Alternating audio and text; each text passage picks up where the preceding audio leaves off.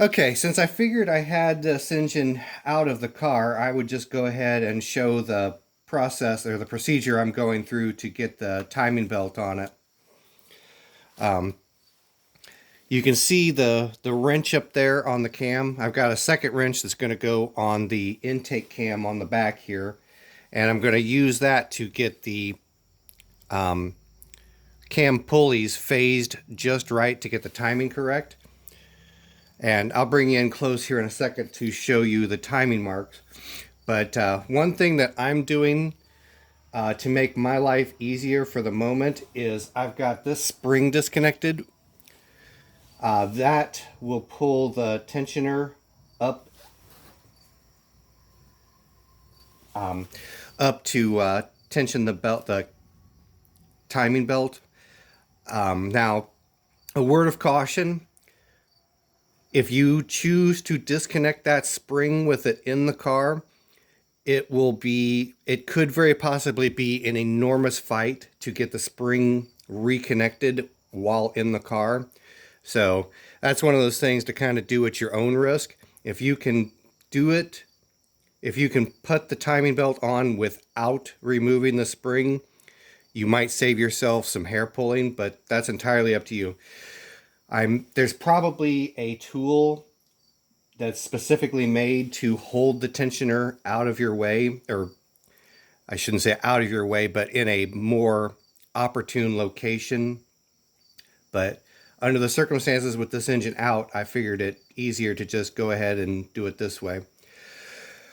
I've got the crankshaft pulley currently set in the right position, and there again I'll show you the timing marks for that. So let me get you off here for a second.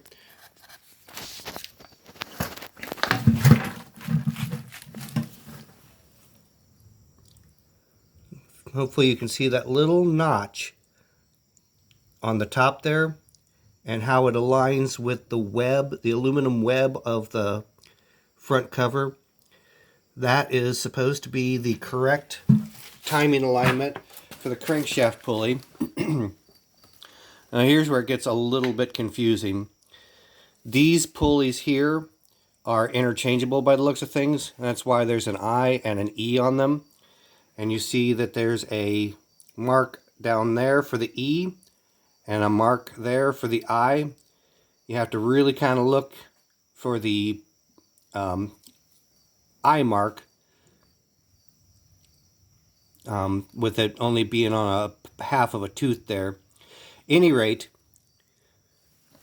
the rear one is the intake, the forward one is the exhaust, and these marks are supposed to point towards each other and line up exactly with this surface of the head right there.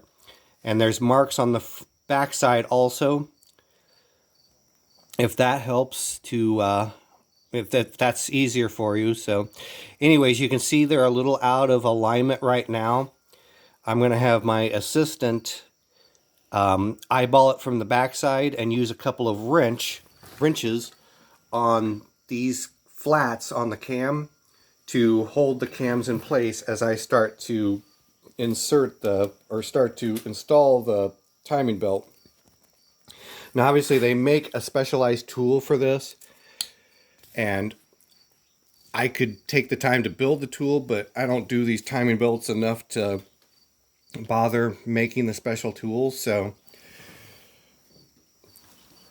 we're just going to kind of do it the hard way. At least with two people, this will be a little bit easier. Alright.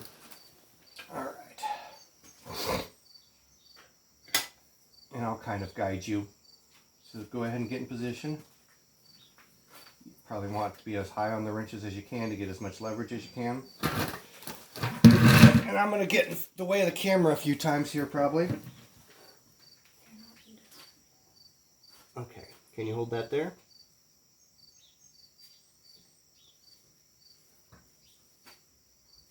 Can you hold that? Yep.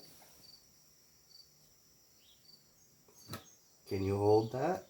Yeah, but they're not exactly. Okay, it's not going to be perfect. Can I let this side down a little bit to even it out a little more? Well, let me see if I can get the belt on first. All right, like I said, I'm going to get in you guys' way a little bit here, but I'll show you the aftermath also.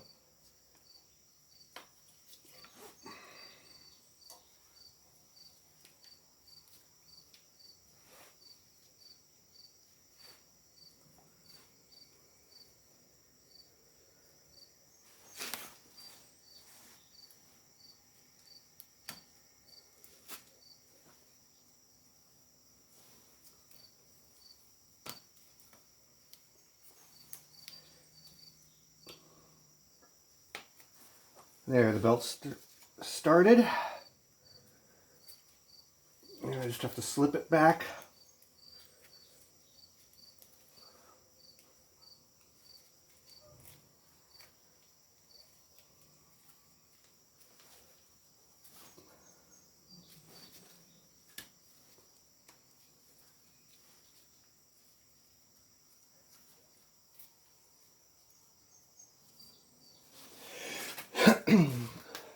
Okay, go ahead and take the wrenches, remove the wrenches.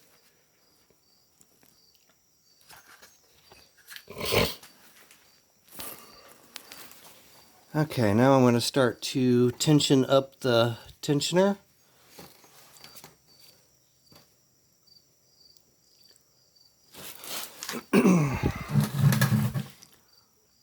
And I might have a fail.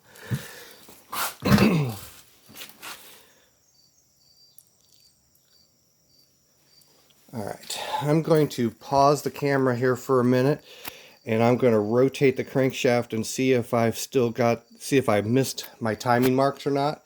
Sometimes you may have to do this a couple different times or a few different times to get it right, but I'll restart the camera here and let you know if I messed it up or if I've got it right. Okay, now I've got it. I was in fact off one tooth on the crankshaft pulley, so I had to go back, basically just take the timing belt off and start over again. But with it out of the car, it's no big deal. So what I'm going to do real quick is I'm going to show you guys how I came up with to reattach this spring. Because the last time I fought with it, I had to do it in the car, and I was kind of pulling my hair out until I came up with a little trick. But I just can't remember if this is the part that I used to do it before, or piece, but at any rate, I just kind of made myself a little hook.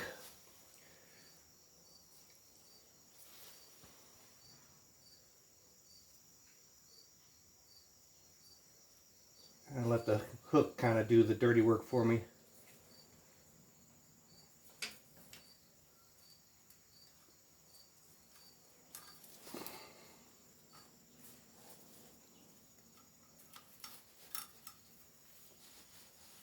There, just like that.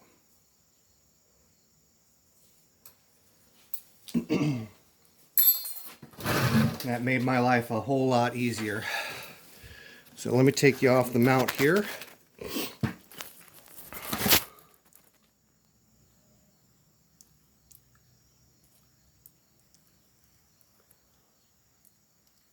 There's the lower timing mark.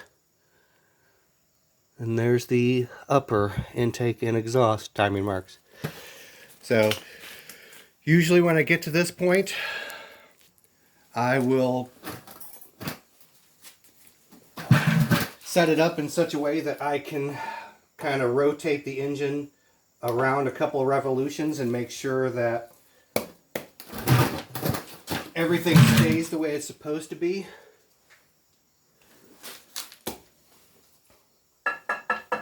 And the oddball sound you're hearing is the torque converter rattling back and forth.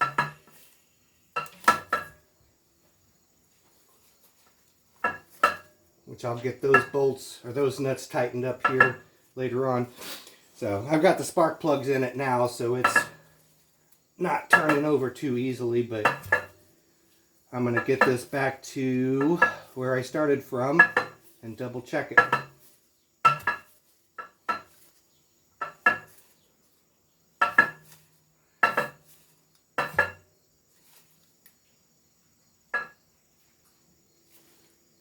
see if that was 180 degrees out or not. Nope.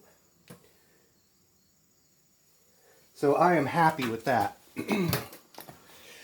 So, you know, the other thing I want to make darn good and sure I don't forget is to put this little washer protector thingy on. I'm sure it has a proper name, but I have no idea what its proper name is.